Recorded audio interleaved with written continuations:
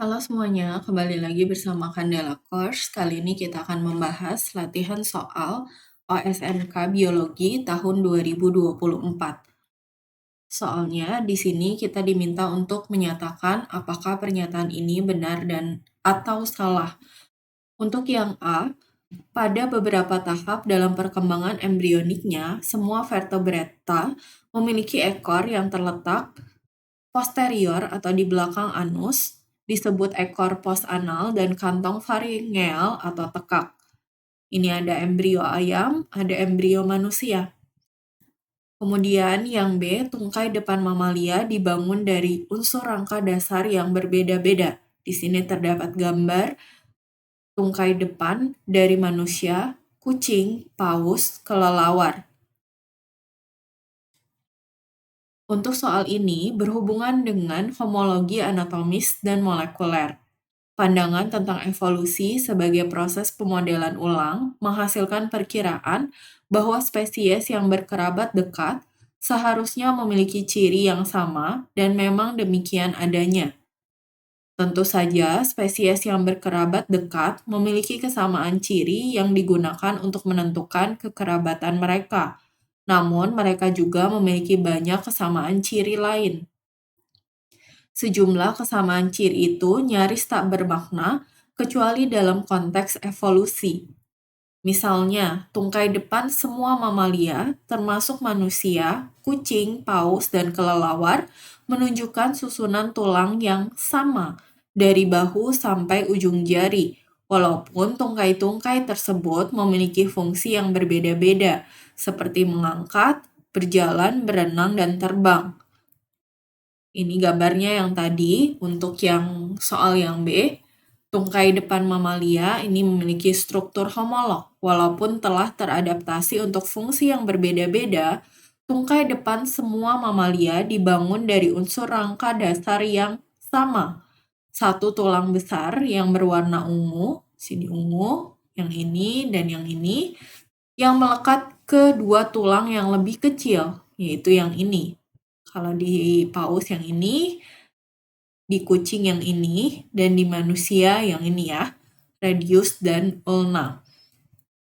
Yang melekat ke beberapa tulang kecil yang berwarna emas di sini.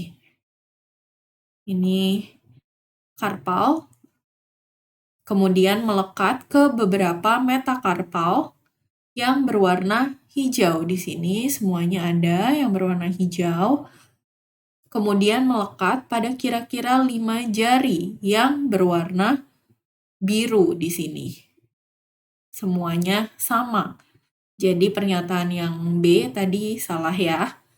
Kemudian kemiripan anatomis yang luar biasa tersebut sangat tidak mungkin terjadi apabila struktur-struktur ini muncul secara terpisah pada setiap spesies.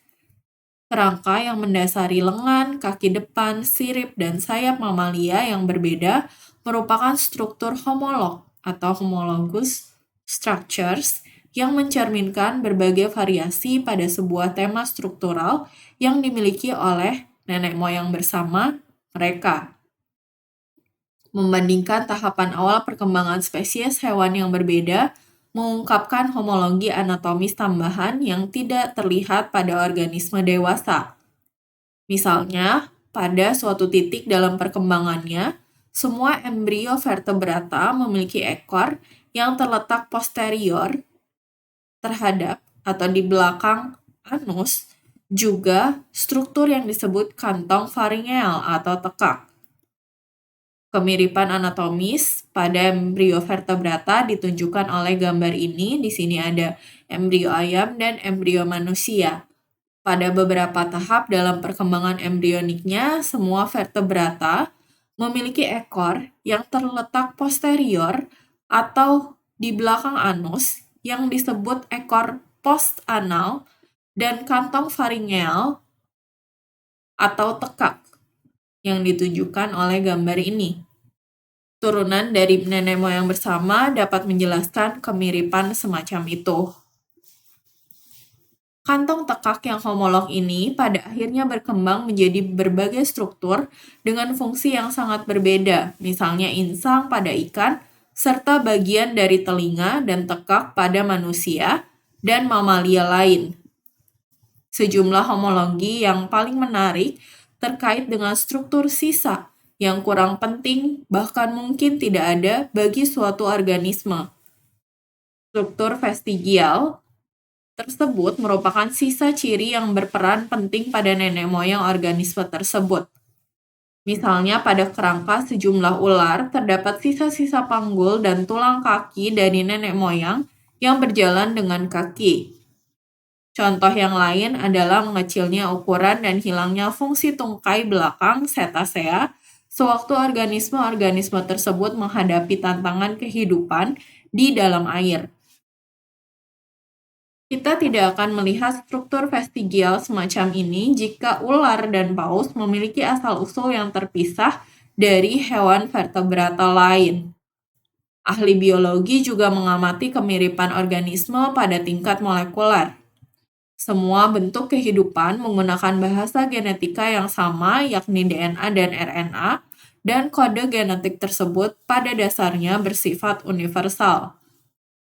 Dengan demikian, ada kemungkinan bahwa semua spesies merupakan keturunan dari nenek moyang bersama yang menggunakan kode ini. Namun, homologi molekuler lebih dari sekadar kode yang sama. Misalnya organisme yang sedemikian berbeda, misalnya manusia dan bakteria, sama-sama memiliki gen yang diwariskan dari nenek moyang bersama yang sangat jauh.